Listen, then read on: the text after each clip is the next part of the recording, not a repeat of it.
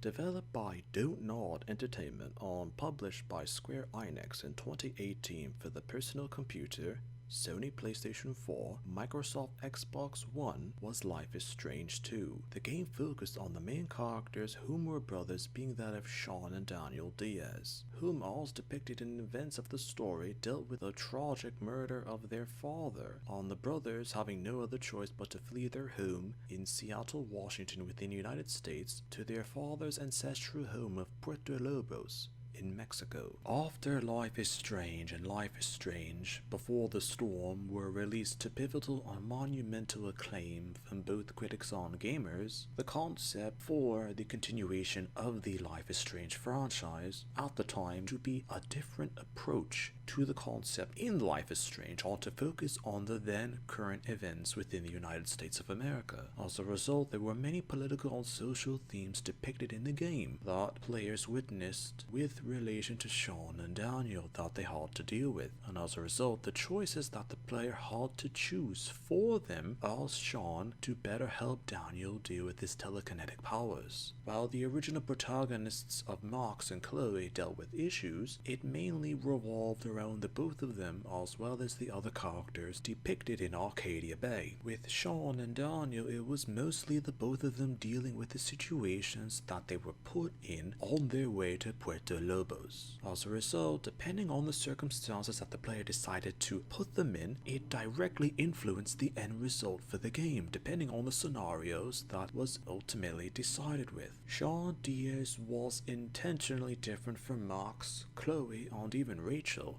Originally, the premise was to have a darker, grittier, and more unforgiving plot for Life is Strange 2, and Sean Diaz was to have been heavily influenced by what the player decided to act upon, depending on the choices for the scenarios presented. While Max, and to a lesser extent Chloe, had a chance to influence what happened to them after a choice was made by them, Sean, for most of the game, was mostly at the mercy of the particular events chosen by the player to progress through the game. It was a true sense of regret and fear that players had, with the realization that Sean and even Daniel were helpless for a good amount of the game and barely had any control over the external threats that they had faced, and as a consequence of actions, whatever they were. Max and Chloe also had supporting characters for a good amount of their depictions in the original Life is Strange, as well as Before the Storm, which added depth to the both of them, and as a result, players were able to experience different interpretations of them from other points of view relating to the minor characters. For most, if not all of Life is Strange 2, the entire focus were on Sean and Daniel, which actually had complaints from players due to the lack of an alternative point of view from other characters in the game, as the entire premise or plot of Life is Strange 2 was purely from Sean's point of view, not Daniel's, not even anyone else. Theories had other supporting characters give a more complex view of Max and Chloe, which made a better sense of understanding the both of them from their point of view. Sean mostly just had his own opinions, and though they were supporting characters in Life is Strange 2, they weren't around due to circumstances long enough to give a better understanding of Sean himself without his own biased view. Ultimately, this was one of the reasons why the game wasn't viewed as a success at the time, due to the sharp change in direction or feel for Life is Strange 2 when in comparison to the original Life is Strange and Before the Storm, as opinions of those games preferred a more wholesome experience like Max and Chloe displayed. This was specifically why Steph was made to be the defaulted love interest for Alex in True Colors, as the sharp pivot back to the original Life is Strange game with more relatable and appreciated characters were what was assumed to be wanted by the gaming public who experienced True Colors when that game was originally released. In a final display of irony, True Colors later divided opinions with those who had experienced it due to the perceived relationship between Alex and Steph, which opinions had to be a literal reinterpretation of Max and Chloe. As a result of reactions to True Colors, Opinions later re-evaluated the entire premise of Sean Diaz as well as the game of Life is Strange 2, and found him on the game rather unique as a more vulnerable and human character that could be interpreted or depicted, which people could identify with from the circumstances that he was shown to be in. Sometimes a character can be forgotten because they were specifically intended to be different than previous characters, but were later reinterpreted due to the times that they were in.